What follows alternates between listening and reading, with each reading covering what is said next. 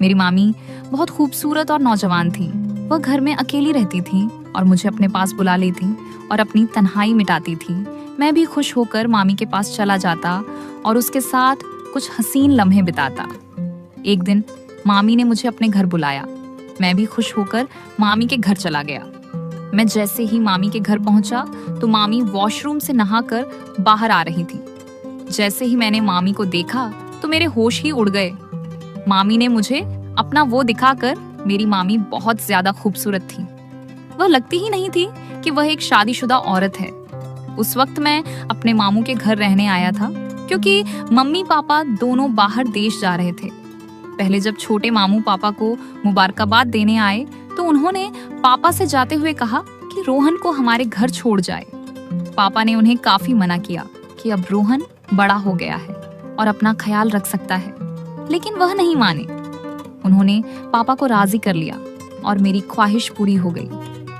मेरे पास पुराने घर की चाबी थी जो खाली पड़ा हुआ था, जिसे मैं अपने मकान के लिए भरपूर इस्तेमाल करता था। मामी प्रिया की शादी मेरे मामा से 10 साल पहले हुई थी। मैं उस वक्त 10 साल का था, मगर उस वक्त मामी को देखकर मुझे बहुत अच्छा लगता था क्योंकि वह ना सिर्फ खूबसूरत थी बल्कि धीमे लहजे वाली और भरपूर जिस्म की मालिक थी। मामा और मामी की जोड़ी मिसाइल समझी जाती थी, पर अभी तक वह दोनों औलाद से दूर थे। वह दोनों अपनी किस्मत समझकर सब्र करते। मामी और मामू में बहुत ज्यादा प्यार था और मेरा अंदाजा था कि मामा ने उनके साथ कई रातें गुजारी होगी। शादी के बाद मामी का बदन बहुत दिलकश हो गया था। खूबसूरत तो वह पहले ही थी, मगर अब जिस्म का हर हिस्सा अपनी तरफ झुकता हुआ महसूस होता था। उस वक्त जब मामी घर की सफाई कर रही थी और मैं टीवी देख रहा था, तब मामी ने मुझसे पूछा, रोहन बेटा आज कॉलेज नहीं जाना क्या? तो मैंने दिल दिल में मामी को बेटा बुलाने पर बुरा मानते हुए कहा, नहीं मामी, सेमेस्टर खत्म हो गया है ना, इसलिए 1.5 महीने की छुट्टियां हैं। मामी ने सर हिलाया और झुककर मेज पर कपड़ा मारने लगी, पर मामी का वह सब देखकर समझा नहीं आ रहा था कि क्या करूं और क्या ना करूं। मुझे मामी के घर आए हुए 2 दिन गुजर चुके थे। रात को खाने की मेज पर मामू ने मामी से कहा कि इन्हें 20 दिन के लिए लाहौर जाना है। अगर इन्हें ज्यादा दिनों के लिए बाहर जाना होता तो वह मामी को भी साथ ले जाते, मगर इस दफा मैं मामी के घर पर था तो उन्होंने अकेले जाना ही मुनासिब समझा। मैंने मामी का रूटीन और उनकी आदतों का अच्छी तरह से अभ्यास किया था। मैंने देखा कि वह चाय का इस्तेमाल ज्यादा करती है और वह चाय में दूध बहुत डालती है और मुझे डब्बे का दूध पीने की आदत थी। अगले दिन हम दोस्त आपस में मिलकर एक दूसरे के साथ मजाक कर रहे थे और मैं जो कुछ बकवास कर रहा था वह बहुत गंदा था। मेरी बातें सुनकर मामी बहुत हैरान हो गई। फिर उन्होंने मुझे अपना आवाज देकर अपनी मौजूदगी का एहसास दिलाने की कोशिश की। म्यूजिक की वजह से मुझे कुछ सुनाई नहीं दे रहा था। मेरी गंदी बातें काफी देर तक सुनती रही और फिर उठकर अपने कमरे में चली गई। शाम को मैं दोस्तों के साथ बाहर जाने लगा। 2 मामी को बताने के लिए उनके कमरे की तरफ गया। मेरे जहन में उस वक्त कुछ खास नहीं था। फिर मैं वापस आकर बेड पर लेट गया। थोड़ी देर बाद मैंने कहा, मुझे चाय पीनी है मामी। मामी ने मुस्कुराकर कहा, क्यों नहीं मेरे बच्चे, बस 2 मिनट में फ्रेश होकर आती हूँ, फिर बना देती हूँ। वह उठकर बाथरूम की तरफ चल गई। मैं गैलरी में आकर बैठ गया और सामने लॉन और फूलों को देखने लगा। एक फूल मुझे पसंद आ गया। मैंने उसे करीब जाकर देखा और फिर उसे तोड़ लिया। मामी मुझे आवाज दे रही थी। मैंने जवाब दिया। मैं बाहर हूँ तो वह हाथ में ट्रे लेकर बाहर आई जिसमें 2 कप चाय थी। उन्होंने 1 कप मुझे पकड़ाया और दूसरा खुद उठकर मेज पर रख दिया। मैंने वह फूल जो हाथ में पड़ा हुआ था मामी की तरफ बढ़ा दिया। मुस्कुराकर फूल मेरे हाथ से ले लिया और कहा, शुक्रिया मेरे बच्चे, मेरे सारे अरमानों पर पानी पड़ गया था। मैंने मामी की तरफ देखा और कहा, मामी बोर नहीं होती, आप सारा दिन घर में रह रहकर मैं तो बोर हो गया हूँ, हम कहीं बाहर घूमने चलते हैं। मामी ने कहा, नहीं रोहन, मैं तो तुम्हारे मामा के साथ हर जगह जाती हूँ, लेकिन मैं उनके बगैर कहीं नहीं जाती। मैं खामोश होकर चाय पीने लगा। रात के खाने के बाद मैंने एक मूवी लगाई और बैठकर देखने लगा। मामी भी मेरे पास आकर बैठ गई और मूवी देखने लगी। मामी ने जब देखा कि यह वही बकवास हो रही है जो मैं दोपहर को गेम खेलते वक्त कर रहा था। तो उन्होंने कहा, अच्छा, तो सारी गालियां और बकवास तुमने यहाँ से सीखी है? वह बोली, बेटा, ये तो बहुत गंदी बात है, तुम बहुत गंदी जबान इस्तेमाल करते हो। शर्म से मेरे पसीने छूट गए। मामी ने फिर से कहा कि मैं तुम्हारे पापा से बात करूंगी कि तुम पर नजर रखें। तुम हाथ से निकलते जा रहे हो। मैंने नजर उठाकर देखा और मामी से कहा, गलती हो गई मामी, मुझे माफ कर दे। पर क्या करूं, सभी लड़के इसी तरह की मूवी देखते हैं, मुझे भी उन्हें जवाब देना होता है, तो इस तरह की बातें मुंह से निकलती हैं। मेरी बात सुनकर मामी हंसने लगी और बोली कि डरो मत, मैं किसी से कुछ नहीं कहूंगी। मुझे पता है कि तुम लड़के इस तरह की बातें करते हो। अच्छा ठीक है, और कोई मूवी लगाओ। ये क्या लगाया हुआ है? तब जाकर मेरी सांस में सांस आई और मैंने मामी से पूछा कि मामी, मैं कौन सी मूवी लगाऊं? उन्होंने कहा कि कोई इंडियन मूवी लगाओ। मैंने कोई इंडियन मूवी लगा दी। मामी मूवी देख रही थी और मैं चोरी चोरी मामी को देख रहा था। मामी ने अपनी एक टांग उठाकर दूसरे टांग पर रखी और सोफे की टेक और बाजू से लगकर आराम से बैठ गई। फिर मैंने भी अपनी एक टांग उठाकर अपनी दूसरी टांग पर रखी। मुझे लगा कि मामी ने मेरी इस हरकत को नोट किया है और उनके चेहरे पर हल्की सी मुस्कुराहट आ गई। फिर मामी ने मुस्कुराते हुए अपनी पोजीशन सही की और मैंने भी उनको देखा और सही होकर बैठने में ही बेहतरीन समझी। मामी हंसने लगी और बोली, रोहन, तुम मेरी नकल उतार रहे हो। मैंने उनकी तरफ देखकर सर हिलाया तो उन्होंने थोड़ा सा गुस्सा करते हुए कहा, तुम मुझे क्यों तंग कर रहे हो? मैंने मुस्कुराकर कहा, आपको तंग करना मुझे अच्छा लगता है। वो बोली, क्यों? मैंने फौरन कहा, कितने दिन हो गए हैं, ना किसी की डांट खाई है ना किसी से जूते, ऊपर से आप बहुत ही बोर हैं। मेरी बात सुनकर उनके माथे पर बल पड़े थे। उन्होंने कहा, रोहन, क्या मैं वाकई बोर हूं? तो मैंने कहा, पता नहीं, अकेला रहकर मेरा क्या होगा। मामी ने मुस्कुराते हुए कहा, तुम्हें मार खानी है तो मैं देती हूँ। वह मुझे कोई मासूम सा शरारती बच्चा समझ रही थी और यह बात मेरे फायदे की थी। शायद इसी तरह की फिजूल बातें करते करते मामी मुझे काफी नजदीक हो गई। जब रात के 11 बजे उनके मोबाइल पर मामू का फोन आया, वह उठकर अपने कमरे में चली गई। मैंने भी थोड़ी देर मूवी देखी और टीवी बंद किया और अपने कमरे की तरफ जाने लगा। तभी मुझे मामी के कमरे से मामी की आवाज आई, यार बहुत मिस कर रही हूँ। आपको पता नहीं कैसे गुजरेंगे ये दिन, पता नहीं दूसरी तरफ से क्या कहा गया, मगर जो बात मामी ने कही थी वह मेरे लिए किसी सरप्राइज से कम नहीं थी। सुबह में जल्दी उठा और फ्रेश होकर किचन की तरफ गया। किचन में कोई नहीं था। मैंने मामी के कमरे की तरफ जाकर देखा तो दरवाजा बंद था, यानी मामी सो रही थी। मैंने किचन में जाकर अपने लिए चाय बनाई और फिर कुछ स्लाइस गर्म करके मेज पर बैठकर नाश्ता करने लगा। मैं नाश्ता कर रहा था तभी मामी के कमरे का दरवाजा खुला। वह बाहर निकली। मुझे देखकर थोड़ा सा शर्मिंदा होते हुए कहा, रात को नींद नहीं आई, बहुत देर से सोई थी, इसीलिए सुबह जल्दी नहीं उठ सकी।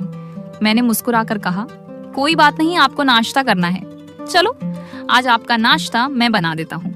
वह बोली, तुम और नाश्ता, वहां क्या बात है? मैंने कहा, फ्रेश होकर आए, मैं नाश्ता बना देता हूँ, फिर बात करेंगे। मामी ने सर हिलाया और मुस्कुराती दोबारा अपने कमरे में चली गई। तो मैंने कहा, मामी आपको नाश्ते में क्या पसंद है? मामी ने कहा, तुम जो भी बनाओगे मैं खुशी से खाऊंगी।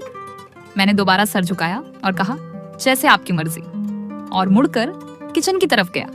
नाश्ता बनाकर किचन में आया और मामी को आवाज लगाई। मामी हॉल में आई और कुर्सी पर बैठ गई। मैंने कहा, मामी आपका नाश्ता तैयार है, और ट्रे उनके सामने रख दिया। मामी मेरी तरफ देखकर मुस्कुरा रही थी। मामी मेरे सर पर हाथ फेरा और मेरे बालों को खराब कर दिया। मैंने मामी का हाथ पकड़ लिया जो मेरे सर पर था और कहा, मामी आपने मेरे बालों का स्टाइल खराब कर दिया।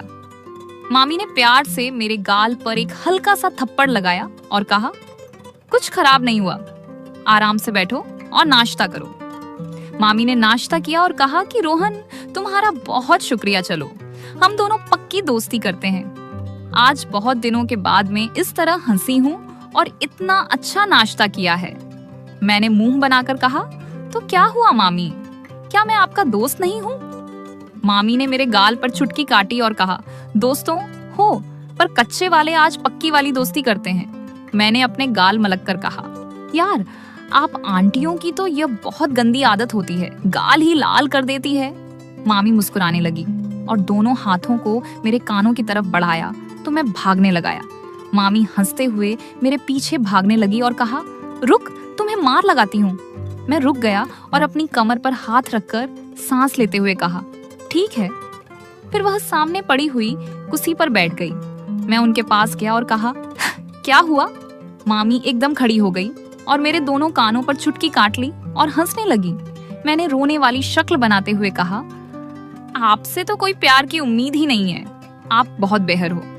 मामी ने हंसते हुए मुझे देखा और जहां मुझे चुटकी काटी थी और वहां प्यार करने लगी और कहा, सॉरी यार। मामी मुझसे अलग हुई और कहा, अच्छा मैं चेंज करके आती हूँ, फिर मार्केट से वह सामान ले आना है, वह ले आते हैं। मैंने कहा, ठीक है, मैं भी चेंज कर लेता हूँ, शायद कोई लड़की मेरे जाल में फंस जाए और मेरे भी मजे हो जाएं। मामी ने मुस्कुराते हुए एक थप्पड़ मेरे कमर पर लगाया और कहा, रोहन थोड़ी सी तो शर्म करो। मैंने हैरानी से कहा, किस चीज से? मामी ने कहा, अपने इस तूफानी हरकतों से। मैंने कहा, यार जिंदगी में थोड़ा सा मजा भी होना चाहिए, वरना तो सारी उम्र आप मुझे किसी काम का नहीं छोड़ेगी। मामी को पहले तो मेरी बात समझ नहीं आई, मगर जब उनको समझ आया तो उन्होंने अपने चाहे पापा को समझाना पड़ता। मामी ने मुस्कुराते हुए कहा, मैं अच्छी लगती हूँ आपको तो। मैंने भी फिर किसी आशिक की तरह सर झुकाकर हल्का सा कहा, बहुत ज्यादा।